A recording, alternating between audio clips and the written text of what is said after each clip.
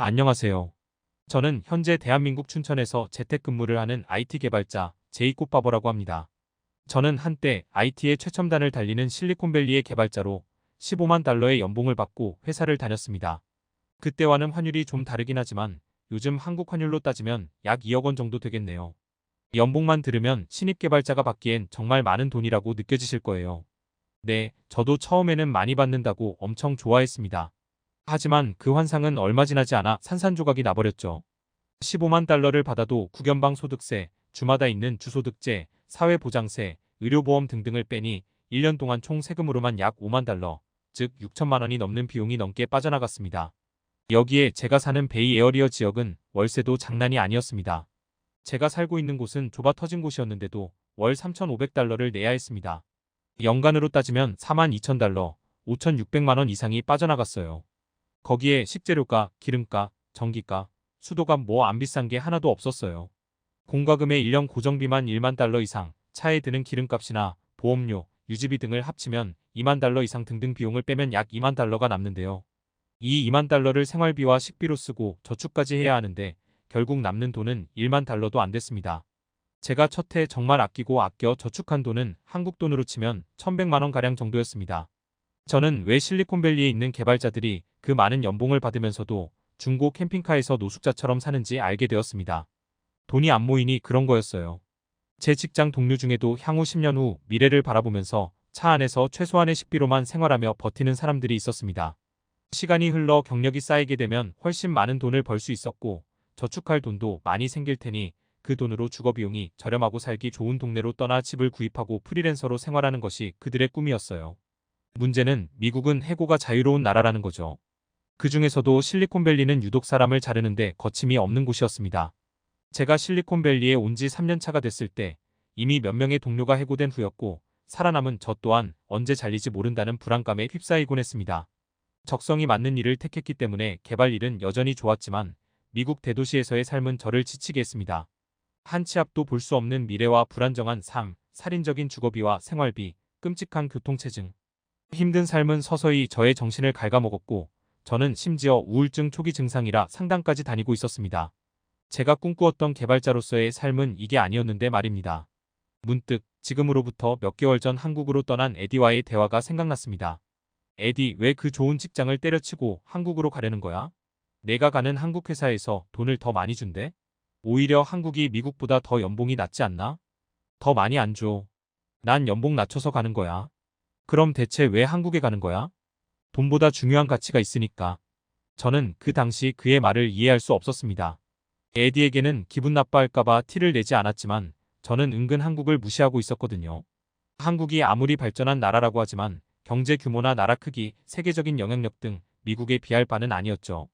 그리고 무엇보다 연봉을 중시했던 저는 IT 관련 업종은 미국을 제외하고도 유럽이나 일본 같은 나라들이 더 대우해준다고 생각했기 때문에 한국은 거들떠도 안 보는 수준이었습니다. 그 당시 철부지 같았던 저의 판단 기준은 오로지 돈이었던 것 같습니다. 하지만 실리콘밸리에서 2년 이상 살아보니 이제는 돈이 전부가 아니란 걸 알게 됐어요. 저는 안전하고 편안한 주거 환경, 자연과 여유로움을 즐길 수 있는 시간, 지나친 경쟁과 살벌하고 치열한 분위기 대신 사람 냄새나는 공간을 원했습니다. 저는 과감하게 회사를 때려치고 짐을 싸서 한국으로 향했습니다. 난생 처음으로 어떤 뚜렷한 목적 없이 쉬고 싶다는 마음에서 우러난 행동이었죠. 제가 간 곳은 에디에게 추천받은 춘천이었습니다. 오랜만에 에디에게 연락한 저는 한국에 석 달간 머물 예정인데 어디가 좋냐고 물어봤습니다. 춘천은 산과 강 호수로 둘러싸여 자연경관이 빼어나고 서울하고도 가까워서 언제든지 대도시로도 놀러가기 좋은 장소라고 하더군요. 월세나 숙박비 또한 저렴하니 제 마음에 들 거라고 했습니다. 미국에서 한국 춘천까지 오는 긴 여정에 지쳐버린 상태로 숙소에 들어온 저는 창문을 열고 바깥에 펼쳐진 아름다운 광경과 상쾌한 공기를 보자 순식간에 피곤함이 달아나 버렸습니다. 제가 살았던 숙소에서는 이렇게 도시 너머 있는 산을 보기 힘들었습니다.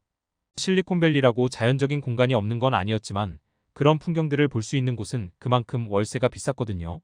하지만 한국에서는 훨씬 저렴한 비용으로 제가 실리콘밸리에서 살던 방보다 더 좋은 공간을 구하고 더 훌륭한 풍경을 보며 살 수 있었습니다. 앞으로 이런 상쾌한 공기와 풍경을 매일같이 볼 수 있다고 생각하니 마음이 절로 들뜨더군요.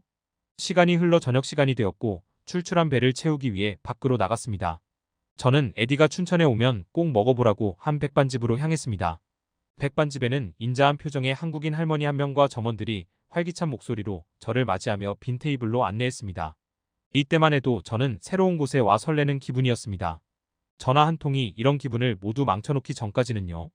전화를 건 사람은 바로 저의 여자친구. 대학 시절 만난 여자친구는 저와 미국에서 장거리 연애를 하고 있었는데요. 장거리 연애가 길어지면서 사이가 안 좋아졌는데 제가 회사를 때려치게 되면서 여자친구의 불만은 더 커졌죠. 여자친구는 통화 첫 마디부터 화를 냈습니다. 자기가 싫다고 했는데도 기어이 한국에 간 제가 이해되지 않는다고 말했어요. 그리고 제가 너무 제멋대로라면서 헤어짐을 선언했죠. 나는 내가 현실적이고 똑똑한 남자라고 생각해서 만난 거였는데 이렇게 대책 없는 남자일 거라고는 상상도 못했어. 난 너 같은 남자와는 더 이상 만나고 싶지 않아. 오늘 이 이야기하려고 전화한 거야. 여자친구는 자기 할 말만 하고 인터넷 전화를 뚝 끊어버렸습니다. 저는 다시 전화를 여러 번 걸었지만 여자친구는 받지 않았죠. 여자친구가 저와 헤어지고 싶어 한다는 걸 여행 오기 전부터 짐작은 있겠지만 이런 식으로 이별 통보를 받을 줄이야. 순식간에 좋았던 기분이 바닥을 쳐서 저는 음식이 나오는지도 모르고 가만히 있었죠. 음식도 안 먹고 가만히 있는 게 이상해 보였던 걸까요? 한국 할머니께서 탁자를 톡톡 두드렸습니다. 정신이 든 저는 제가 밥도 안 먹고 계속 멍하게 있었다는 걸 알았죠. 할머니는 제가 어떻게 먹어야 할지 몰라서 그렇다고 오해한 것인지 숟가락에 밥을 한 움큼 떠 저에게 쥐어주었습니다. 그리고 입안에 넣는 신용을 하면서 저보고 떠먹으라고 손짓을 했습니다. 할머니는 제가 마치 어린 손주라고 된 듯이 하나하나 가르쳐주고 있었습니다. 찰기 있는 밥은 입안에서 살살 녹았습니다. 그저 밥만 먹는데도 맛있다고 느낀 건 처음이어서 신기했습니다. 할머니는 다정한 손길로 감자조림처럼 보이는 반찬을 밥에 올려주시기도 했어요. 제가 먹는 모습을 보고 굉장히 흐뭇한 얼굴로 보고 계셨죠. 저는 모르는 사람에게 이렇게 대해주는 할머니가 당황스러웠지만 이상하게도 싫다는 생각이 들지 않았습니다. 그 뒤로 할머니가 뭐라 말씀하셨는데 한국어라서 무슨 말인지 알아들을 수가 없더군요. 휴대폰 번역기를 켜 할머니에게 가져다 댔더니 이런 말이 번역되어 있었습니다. 힘든 일 있었나 보네. 영 기운이 없어. 밥이라도 많이 먹고 가. 아주 평범한 위로. 그러나 저는 그것만으로도 많이 찡해졌습니다. 고향을 떠난 산지 어언 6년. 학교와 취업 때문에 대도시에 상경한 저는 화려한 도시에 매료되었지만 한편으로는 외로움도 느끼고 있었습니다. 작은 시골이었던 저의 고향은 식당을 가도 마트를 가도 항상 어릴 때부터 봤던 사람들이라 항상 저를 보면 안부 인사를 묻곤 했습니다. 그러나 상경한 도시에서 저는 그저 스쳐 지나가는 손님일 뿐이었습니다. 학교를 다니면서 알게 된 지인들과 동료가 있었지만 어린 시절 느꼈던 정은 느끼기 어려웠고 가장 가까운 사이라 믿었던 여자친구도 마찬가지였죠. 그런데 미국 시골에서 느꼈던 따뜻한 정을 말도 통하지 않는 한국 할머니에게 느끼게 되다니. 여자친구 때문에 뻥 뚫린 저의 가슴은 한국 할머니의 자그마한 친절로 인해 다시 채워졌죠. 첫날 만난 한국 할머니 때문에 기분 좋게 하루를 마무리할 수 있게 된 저는 다음 날부터 열심히 돌아다니기 시작했습니다. 일부러 이별한 여자친구를 생각하지 않으려고 더 바쁘게 놀아다닌 것도 있었죠. 사계절 내내 푸르고 아름다운 나무와 꽃들이 있다는 남이섬 사막산과 의암호의 풍경을 구경할 수 있다는 케이블카, 초원목장, 청평사와 같은 한국의 절 등등 작은 도시 같았던 춘천은 인터넷을 조금만 찾아봐도 재밌는 장소들이 많았습니다. 어느새 일주일의 시간이 흘렀죠. 저는 저녁 시간이 되면 이렇게 아무 생각 없이 창밖을 바라보곤 했습니다. 문득 저는 20살 때 제가 꿈꿨던 계획이 생각났습니다. 젊은 시절에는 도시에서 멋진 삶을 살고 은퇴 후에는 자연으로 돌아가자는 저의 계획. 하지만 대도시의 삶은 녹록지 않았고 이젠 평화롭게만 살고 싶을 뿐이었습니다. 저는 제가 원하는 것이 무엇인지 명확하게 알게 되었죠. 다음 날 저는 재택근무가 가능한 회사를 찾기 시작했습니다. 제 목표는 이랬습니다. 장소에 구애받지 않아 한국에서 살면서 할 수 있는 일을 구하는 것. 춘천은 제 마음에 쏙 드는 도시였습니다. 집값과 음식도 미국보다 훨씬 쌌고 자연도 인접해 있으며 사람들도 정이 많고 친절해서 계속 살고 싶었죠. 그래서 무조건 온라인으로만 소통하는 일이 필요했어요. 만약 전일 재택근무를 하는 회사를 찾기 힘들다면 저는 프리랜서 일도 고려하고 있었습니다. 다행히도 미국은 워낙 IT 회사들이 많다 보니 제가 원하는 직장을 찾을 수 있었습니다. 하지만 대신 연봉은 예전보다 훨씬 깎여나갔죠. 15만 달러의 연봉을 받던 저는 9만 달러로 취직해야 했습니다. 무려 6만 달러나 깎여나간 연봉이었지만 저는 후회하지 않았습니다.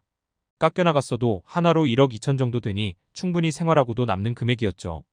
재택근무라도 면접은 직접 가서 봐야 했기 때문에 저는 잠시 한국을 떠나 면접을 보고 그 회사에 합격하게 되었습니다. 그 뒤론 비자 문제 때문에 한국과 미국을 왔다 갔다 하면서 생활하다가 유학 비자를 발급받아 한국에서 체류 중인데요. 한국어를 배우면서 일까지 한다는 게 쉬운 일은 아닙니다만 바쁜 만큼 재밌기도 합니다.